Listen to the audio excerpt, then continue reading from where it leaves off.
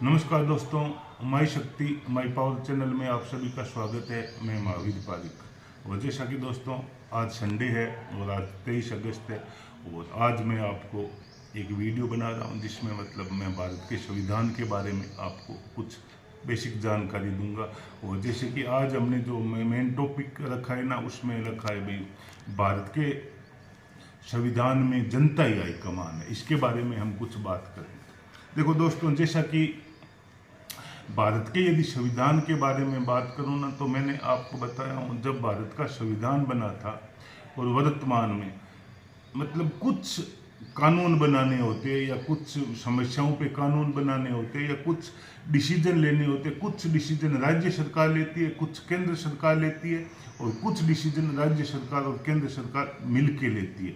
इस प्रकार कुछ होता है। और इसी प्रकार कुछ नगरीय निकाय को भी कुछ शक्तियां दी गई है। इसके अलावा कुछ पंचायती राज को भी शक्तियां दी गई है, ये आप जानते हो। और ये हमारे जो भारत के संविधान है उसमें लिखा गया है। तो इसी क्रम में मैं आपको बताता हूं कि हमारा जो संविधान बना था ना, उस समय जो संघ सूची के विषय होते हैं या केंद्र सूची के विषय होते हैं जिस पे केंद्र सरकार कानून बनाती है यानी संसद कानून बनाती है, वो वर्तमान में 100 विषय है। 100 विषयों पे केंद्र सरकार या संसद कानून बनाती है। और जैसा कि मैंने बताया, जब संविधान बना था उस समय 97 यानी 97 विषय थे। इसी प्रकार हम राज्य सूची पे आते हैं तो राज्य सूची पे विधानसभा कानून बनाती है और वर्तमान में इस पे 61 विषयों को लिया गया है। और जब भारत का संविधान बना था उस समय इसमें 67 विषय थे। इस प्रकार उस पे राज्य सरकार स्वतंत्र है, जो कानून बना सके। और उसके बाद में आते हैं समवर्ती सूची, जिसमें केंद्र सरकार और राज्य सरकार दोनों मिलकर कानून बनाती है। उसमें जब संविधान बना था उस समय तो 47 विषय ऐसे थे जिस पे दोनों केंद्र और राज्य मिलकर कानून बनाती है। लेकिन वर्तमान में 52 यानी 52 विषय होते हैं जिस पे कानून बनाती है। और उसके बाद में हम आते हैं कि कुछ ऐसे कानून भी होते हैं, जैसे जब भारत का संविधान बना था उसमें एलपीजी सिलेंडर नहीं थे, मोबाइल नहीं थे, और भी कुछ नए नए जैसे इंटरनेट वगैरह कुछ कानून बनाती है जिसको अवशिष्ट सूची कहते हैं। और उस पर कानून बनाने के लिए केंद्र सरकार होती है। अब मैंने जैसे मैटर आपके सामने रखा है कि भाई भारत के संविधान में जनता ही हाईकमान है, इसका रखने का क्यों मतलब होता है? इसका मतलब ये होता है कि जैसे कि पिछले हम चुनाव में देखा था, विधानसभा चुनाव में देखा था, जब हमारे राजस्थान में मुख्यमंत्री का नियुक्ति होनी थी। और इसी प्रकार मध्य प्रदेश में भी कुछ ऐसा हुआ था जिसमें क्या है, जनता की कुछ शक्तियां होती है ना, वो कमजोर हो रही थी। मैंने ऐसा देखा था क्योंकि हाईकमान नाम से ऐसा हो रहा था, हाईकमान मुख्यमंत्री बना रहा था जबकि जनता को पता ही नहीं था। और इसी प्रकार मध्य प्रदेश में हुआ था। हमने देखा था भी जब वोट मांगे गए थे तो मध्य प्रदेश में शिवराज सिंह जी चौहान के नाम से मांगे गए थे क्योंकि उनका कार्य, उनकी कार्यशैली बहुत ज़्यादा फेमस थी। उसकी वजह से भारतीय जनता पार्टी को बहुत ज़्यादा फायदा हो रहा था।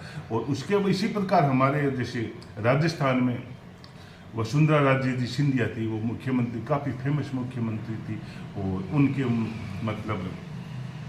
कार्य उसके समय में राजस्थान में 25 की 25 लोकसभा सीटें बीजेपी ने जीती थी। और जनता को ये बिल्कुल उम्मीद थी भाई बीजेपी आएगी तो हम वसुंधरा राजे जी मुख्यमंत्री होगा। और मध्य प्रदेश में ये मान रखे थे भाई शिवराज सिंह जी चौहान मुख्यमंत्री हो। लेकिन हाईकमान नाम से कुछ ऐसा कर दिया गया, जनता के विपरीत कार्य किया गया। मेरा कहने का ये होता है कि यदि हम संविधान को पढ़े तो राज्य के पास कुछ शक्तियां होती है जिस पे राज्य ही मुख्यमंत्री मेन होता है और मुख्यमंत्री की नियुक्ति राज्यपाल द्वारा की जाती है। और उसमें मैंने आपको बताया मुख्यमंत्री की नियुक्ति कैसे होती है। सबसे पहले जनता विधायक को चुनती है और जनता को ये मालूम होता है पहले भी ये विधायक बनेगा तो ये सरकार बनेगी और ये सरकार बनेगी तो ये मुख्यमंत्री बनेगा और जिससे हमारे राज्य में अच्छा विकास हो पाएगा। लेकिन कुछ हाईकमान नाम से कुछ ऐसा किया जा रहा है। यद्यपि हाईकमान नाम का संसद में कोई संसद में नहीं, संविधान में कोई उल्लेख नहीं है। मैं आपको बताना चाहता हूँ, आप देख लेना। और मैं आपको पूछता हूँ संविधान के बारे में, जब RAS की परीक्षा होती है, IAS की परीक्षा होती है, मतलब सिविल सर्विसेज की एग्जाम होते हैं ना, तो उस समय संविधान के बारे में एक एक शब्द के बारे में जानकारी पूछी जाती है कि बताओ संविधान में कहीं जिला शब्द आया है क्या, तो हमें आंसर देना पड़ता है कि नहीं, भारतीय संविधान में जिला शब्द कहीं नहीं है, जबकि 73वां और 74वां संविधान संशोधन हुआ था उस समय जिला शब्द। भारतीय संविधान में बजट शब्द कहीं पे है क्या, नहीं है। तो भारतीय संविधान में हाईकमान शब्द भी तो नहीं है।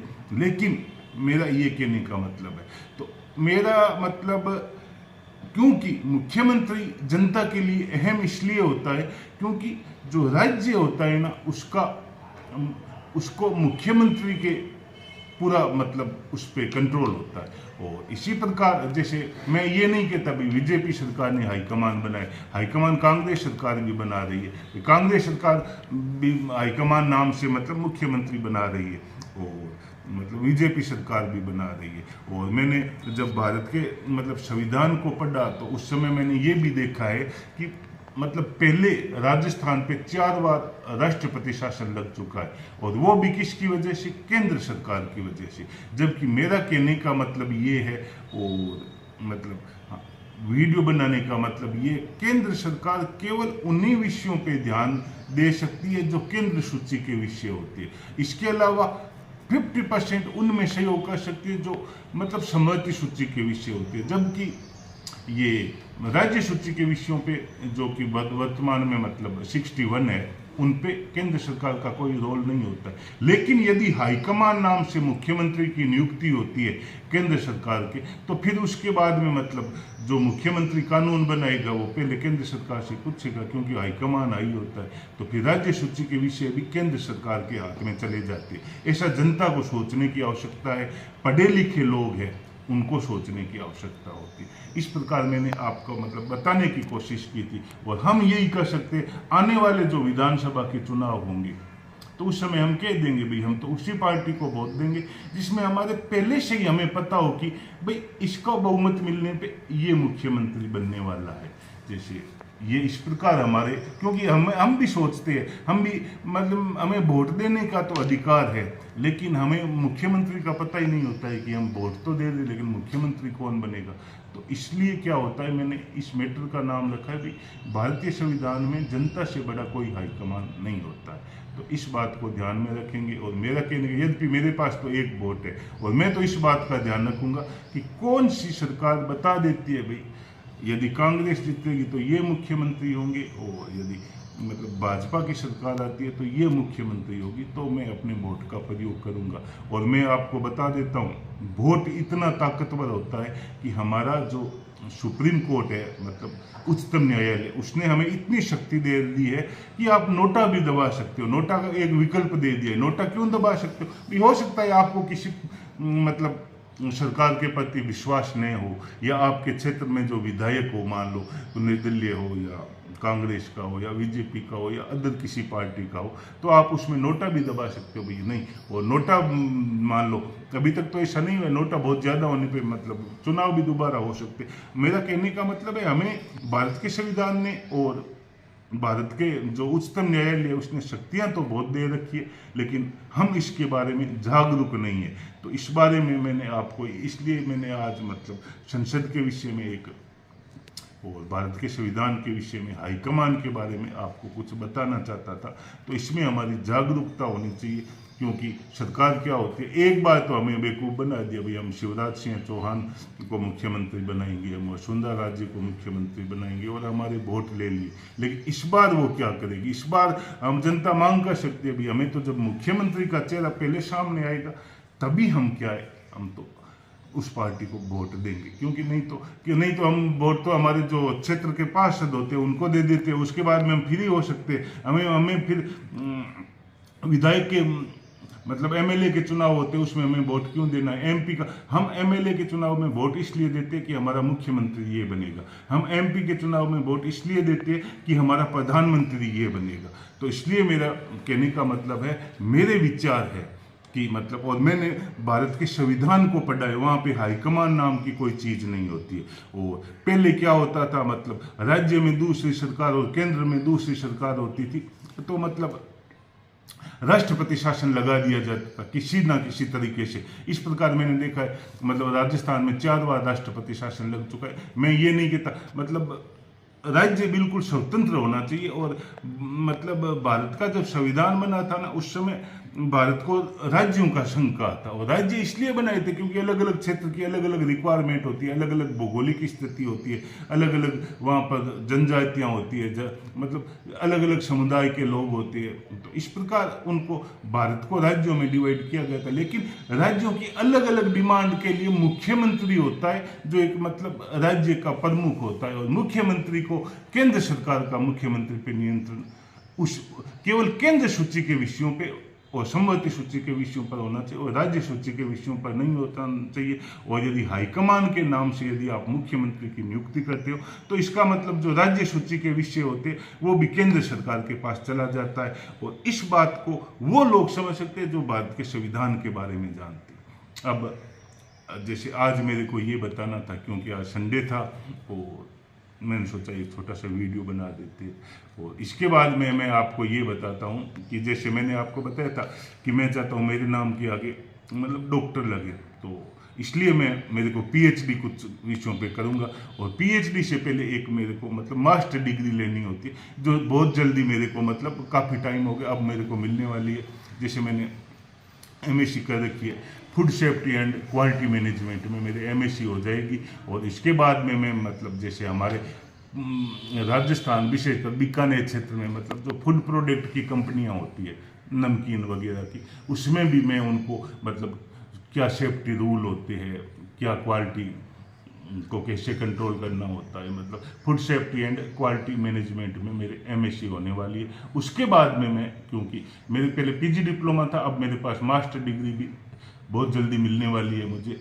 और उसके बाद में मैं पीएचडी करूँगा। पीएचडी के बारे में भी मैं आपको बता देता हूँ। जैसे एक तो राजस्थान में पीऊना साहब पाया जाता है, उसके बारे में बहुत कुछ बातें कही जाती है, क्योंकि वैज्ञानिक उसके बारे में कुछ कहते हैं, वहाँ क्षेत्र के निवासी होते हैं वो कुछ कहते हैं। और एक बार मैं आपको बताता हूँ, मैं गया था गुवाहाटी, वहाँ कामाख्या देवी का मंदिर है, वहाँ पे मतलब कुछ मतलब हिमालय से आए हुए साधु थे, उन्होंने मेरे को बताया था पीऊना साहब के बारे में, उन्होंने कुछ अलग ही बात बताई थी। और इसी प्रकार राजस्थान में एक मतलब बाजरे में जोगी सीटा पाया जाता है, इसके बारे में भी कुछ मतलब मैंने देखा है, कुछ अलग अलग मतलब बातें होती है। तो उसके बारे में मतलब मेरे को कुछ ऐसा इसी प्रकार राजनीति में मैंने संविधान को पढ़ा है कि इसमें क्या कुछ किस क्षेत्र में मतलब पीएचडी की जा सकती है, ये मैंने कुछ सोच रहा हूँ। और इसी प्रकार जैसे मैंने आपको बताया था कि क्योंकि क्या होती है कि मतलब हमारे विधायक होते हैं वो इस बारे में नहीं बोल रही है, क्योंकि वो सोचते हो सकता है मैं भी मुख्यमंत्री बन जाऊं। और तो मतलब मेरे को कहना का मतलब इसमें जब जनता में जागरूकता होगी ना, तभी संविधान मजबूत बनेगा। जैसे पिछले वीडियो में मैंने लोकतंत्र की परिभाषा दी थी, जो अमेरिका के राष्ट्रपति थे इब्राहिम लिंकन, उन्होंने कहा था भाई जनता का जनता के द्वारा और जनता द्वारा शासन है, वही लोकतंत्र होता है।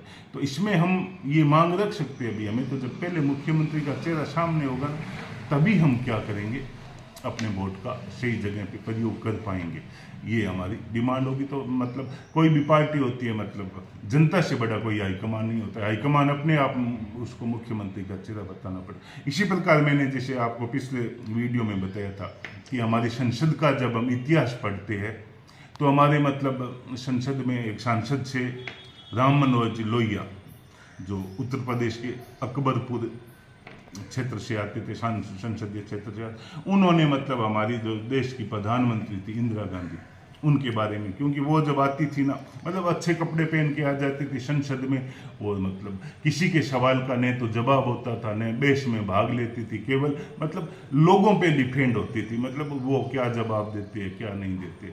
तो उस समय राम मनोहर लोहिया ने, आप पढ़ते हो ना तो इंदिरा गांधी को गूंगी गुड़िया के बारे में कहा था, भाई इंदिरा गांधी को कहा था तो आप तो गूंगी गुड़िया। उसके बाद में इंदिरा गांधी में वो अपने आप को उन्होंने स्वीकार किया कि हाँ हमें भी कुछ बोलना चाहिए, कुछ जवाब देना चाहिए, कुछ बहस करनी चाहिए। तो मेरा कहने का मतलब है संसद में लीडर वही होता है जो मतलब किसी सवाल का जवाब दे, कोई सवाल उठाए, चाहे संसद हो चाहे विधानसभा हो। और इसी प्रकार मैं कहता हूँ मतलब हाँ ठीक है हमारे सांसद होते हैं, और हमारे जो विधायक होते हैं वो कहते हैं भाई हमें संसद में इतना समय नहीं मिल पाता है और हमें सवाल पूछे नहीं, हम पूछ नहीं सकते, उसके कुछ रूल होते हैं। लेकिन इसके अलावा मीडिया भी तो होती है, मीडिया के बीच में आप आकर के कह सकते हो कि ये होना चाहिए, ये होना चाहिए, ऐसा है। लेकिन इस प्रकार के मैटर नहीं आते और मैटर कुछ अलग टाइप के आते हैं और जिससे क्या होती है, जनता गुमराह हो जाती है। मेरा कहने का मतलब यही था। और आगे मैं आपको बताता हूँ, जब हमारा देश का संविधान बना था ना, उस संविधान के समय हमारे जो स्वतंत्रता सेनानी थे ना, उन्होंने कहा था हमारा देश जब आज़ाद होगा ना तो उसके 4 स्तंभ होंगे, 4 स्तंभों पे हमारा देश खड़ा रहेगा, 4 स्तंभ। और पहला स्तंभ बताया था मतलब जो कार्यपालिका होती है, मतलब सरकार होती है वो होती है। दूसरा स्तंभ होता है मतलब व्यवस्थापिका, चाहे संसद के सांसद हो चाहे विधानसभा के विधायक हो। और तीसरा स्तंभ होता है न्यायपालिका। न्यायपालिका मतलब जैसे केंद्र में सुप्रीम कोर्ट, राज्य में हाई कोर्ट और जिले में जिला न्यायालय। और उसके बाद में चौथा स्तंभ बताया था मीडिया, जैसे मतलब चाहे प्रिंट मीडिया हो, चाहे मतलब सोशल मीडिया हो, चाहे मतलब इलेक्ट्रॉनिक मतलब कुछ कोई भी मीडिया हो। मीडिया को भी विशेष योगदान बताया था भारत को मजबूत बनाने में, मतलब अच्छा लोकतंत्र स्थापित करने में। और लोकतंत्र में मतलब जो भी मतलब सांसद होते हैं जिनको हम चुन के भेजते हैं, और जो विधायक होते हैं जिनको हम चुन के भेजते हैं, विधायक को हम इसलिए भेजते हैं क्योंकि वहाँ पे वो मुख्यमंत्री बने, और सांसद को इसलिए चुन के भेजते कि हमारे पहले से ही हमें पता होता है कि वो प्रधानमंत्री बने। अब जैसे मैं आपको बताता हूँ, पिछली बार घटना हुई थी बिल्कुल, केंद्र सरकार मतलब हाईकमान नाम से मतलब मुख्यमंत्री की पर्ची निकाली जाती है, जो और मैं बताता हूँ जो बहुमत दल का नेता होता है, जिसका मतलब बहुमत आ जाता है, उसको अहमियत नहीं दी जाती है। और अब जैसे जैसे चुनाव नज़दीक आते हैं उनको अहमियत दी जा रही है कि कल को उस चीज़ का नुकसान नहीं होता। मैं आपको एग्जाम्पल देता हूँ, मतलब ठीक है आपने मुख्यमंत्री की पर्ची निकाली कि हम मुख्यमंत्री इसी को बनाएंगे, तो कल को ऐसा भी तो हो सकता है कि हमारे जब प्रधानमंत्री की बारी आएगी, प्रधानमंत्री किसको बनाना, तो संयुक्त राष्ट्र संघ के कुछ मतलब 5 महाशक्तियाँ हैं, जैसे मान लो अमेरिका के डोनाल्ड ट्रंप है, वो आकर के पर्ची निकाल दे भाई हम तो आपके भारत का ये मतलब प्रधानमंत्री बनने वाला है।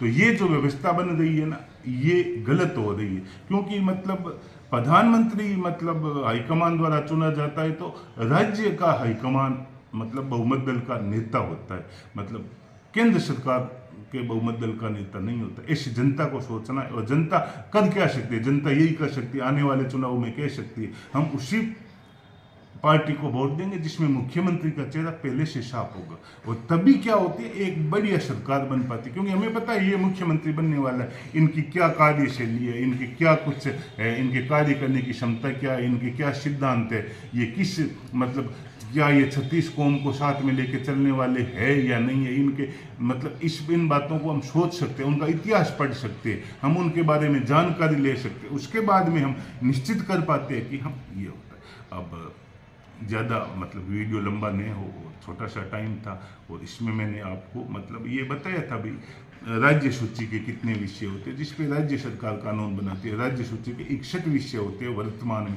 जिस पे राज्य सरकार कानून बनाती है। इस प्रकार संघ सूची के 100 विषय होते हैं जिस पे मतलब वर्तमान में जिस पे केंद्र सरकार कानून बनाती है। इस प्रकार कुछ विषय ऐसे होते हैं जो राज्य सरकार और केंद्र सरकार मिलकर कानून बनाती है, वो वर्तमान में 52 है। इसके अलावा कुछ अवशिष्ट सूची होती है जिस पे केवल केंद्र सरकार कानून बनाती है, और जो बिल्कुल नए विषय होते हैं मतलब जैसे इंटरनेट के बारे में, LPG सिलेंडर के बारे में, या जैसे अभी मान लो मतलब बैटरी वाली गाड़ियां चल रही है, इलेक्ट्रिक वाहन के बारे में उनके कुछ कानून बनाने हो, या कुछ विदेशी मैटर के मामले में वो केंद्र सरकार बनाती है। और जनता यदि भारत के संविधान के बारे में जागरूक होगी ना, तो उनको बहुत कुछ मतलब ऐसा महसूस होगा कि हमारे साथ क्या सही हो रहा है और क्या गलत हो रहा है, कहाँ पे हम ठगे जा रहे हैं, कहाँ पे हमारे साथ सही हो रहा है। और मतलब जैसे मैंने आपको बताया था भाई, हमें पूरे विश्व में क्या हो रहा है ये देखना होता है। हमारे कुछ उन्नत देश है जैसे संयुक्त राज्य अमेरिका है, रूस है, ब्रिटेन है, या उस पर भी आप देख सकते हो आज हमारे पास ऐसी टेक्नोलॉजी है जिसके माध्यम से आप देख सकते हो कि वहाँ के नागरिकों को कौन कौन सी सुविधाएं मिल रही है। और इसके अलावा मैंने आपको बताया था भारत के संविधान में नीति निदेशक तत्व होते हैं ना, वो काफी महत्वपूर्ण होता है। नीति निदेशक तत्वों का मतलब ये होता है कि हमारे जब संविधान बना था तो हमारे जो मतलब बुद्धिजीवी थे उन्होंने कहा था हम क्यों ना हम अपनी देश की नीति को पहले से ही बता दें, क्योंकि अभी तो हम उनको नहीं लागू कर सकते, क्योंकि अभी हमारे पास इतने मतलब संसाधन नहीं है। तो अब क्या होता है, नीति निर्देशक तत्वों में नागरिकों को बहुत सारी सुविधाएं मिलने वाली थी।